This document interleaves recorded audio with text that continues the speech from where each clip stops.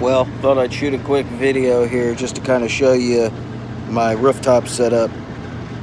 I don't have my gauges with it today because I was doing some electrical troubleshooting and I knew I didn't need the gauges at this time. I was working on this master built walk-in that I put in last summer. It's blowing a fuse, but it's actually tied into that remote unit, and that remote unit is tripping the breaker. Fan motor's going bad on it. So anyhow, back to the thing at hand here. I'm using the Veto, the open top. Just got the basics in here for what I need. Nowadays you got to have your gloves, and I got my mask on, so I'm not going to show that, but I keep a couple meters in my bag, normally just for the purpose of having them for if I want to take amp draws on something. I clip them both on, just take the readings at the same time, and then just switch over to the last leg if it's 3-phase. But I keep a cheapy old drill. I've had it for 5 years, I think, and I had to impact. I left it out in the rain and it got ruined, but this one's held up pretty good. I do have the bigger 18 volt Bluetooth version, but it's so heavy I hate carrying it, and that's the main reason I switched back to my open top. I sold my other open top Veto and purchased a backpack and gave it to one of the techs I was working with, but the damn backpack's so heavy, man, it's tough to carry. So I just stowed in the basics in this bag and I go with that.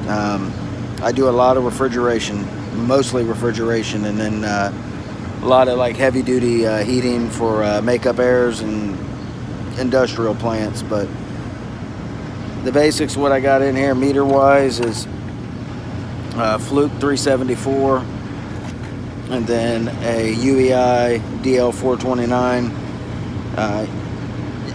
I probably could go without the 429, but of course the Fluke doesn't do temperature, so I can't take temperature readings with it, so it's kind of tough to use it when I need to take a temperature reading. I do have some field piece probes that I'll use for taking temperature readings, but I don't do enough of them.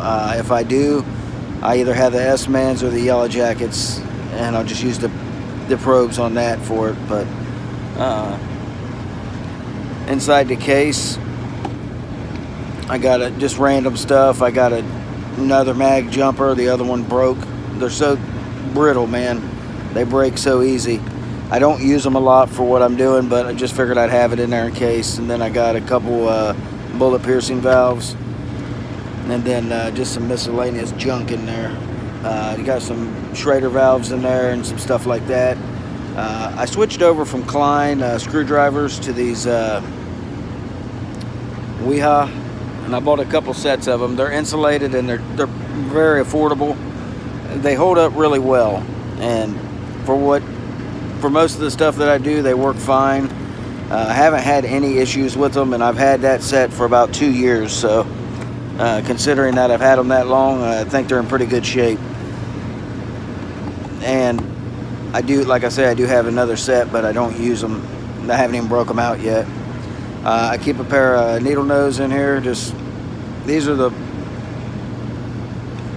Kleins, and they have the most features on them. I figured I would go with these, but I have 3 sets of these. Some of them have no features, they're just needle nose. But then the basic Klein crimpers, everyone's got. And then a pair of wire strippers, Klein wire strippers, is cheapies. I keep a set of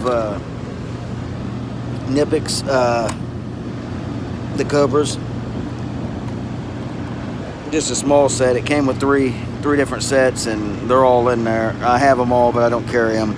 Then I got the Weha screwdrivers, like I said. Then I keep a couple Klein multi screwdrivers. I don't know why I keep more than one. I like this ratcheting one. I've had multiple of these, but anyhow, my main screwdriver there. I'll usually just throw that in my pocket if I got to wander around the building. And then I got a set of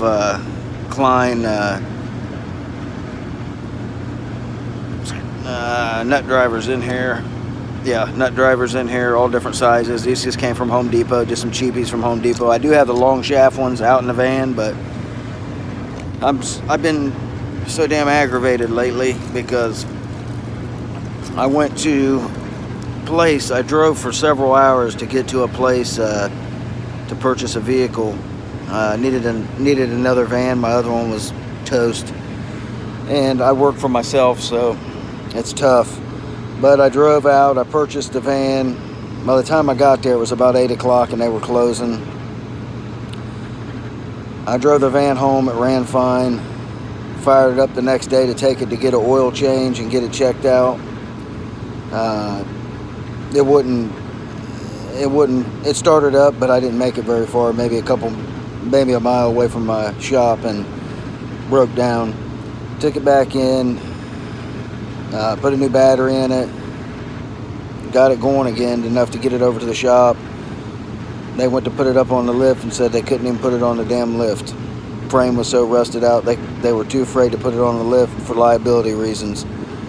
So, stuck with a damn frame that's rusted out completely on it, and can't do nothing with the damn thing. It's a 2010 Chevy Express 2500 V8. 4.8 liter, and it's in good shape, and I paid $6,500 for it. It looks to be in good shape till you get up underneath it and start looking at it. The drive axle's about rusted all the way through, the housing to it, so I don't know what to do at this point. So if you go out and buy a vehicle, don't do it at night, and definitely take the time to have it looked over. There's too much at risk when you purchase like that. And I looked at the reviews from the place after I made the purchase, and I should have looked at them before, because there was multiple cases of these frames rusted out from them. So it's a scam they're pulling there. So be careful if you purchase a vehicle. I did message back and forth with them. I texted them. Everything was done through text, and I asked them multiple times if there was anything wrong with the vehicle. It's an older vehicle, so I knew there would be some things wrong with it, and I didn't have a problem with it. I planned on putting brakes and that kind of things on it, but I did not plan on having a undercarriage completely rusted out. I mean, it looks like cheese under Swiss cheese underneath there. It's in bad shape. So very disappointing, but trying to get back in the swing of things. It really had me down for several days, I'm gonna be honest. So just be careful when you make a purchase, especially if something like a vehicle that you're going to put a lot of demand on. I do probably 4 or 5 calls a day on my own, and it's just disappointing. But in the end, it's my fault for not taking more time to have it looked at. I went with what they told me, and I should have known better. It's the car business, and people's flipping cars and making money off of them, and the reviews were so bad. The place was called Prime Auto Sales. So if you get a chance and you ever think about getting a vehicle, don't do it from there. Bad deal. So anyways, everybody stay safe, wear your gloves, wear your mask, practice social distancing, and get out there and make some money. Wish everyone the best, and hopefully everyone's not having too hard of a time right now. I know a lot of places aren't hiring, or they laid off, and unemployment's tough. So I wish everyone and their family the best.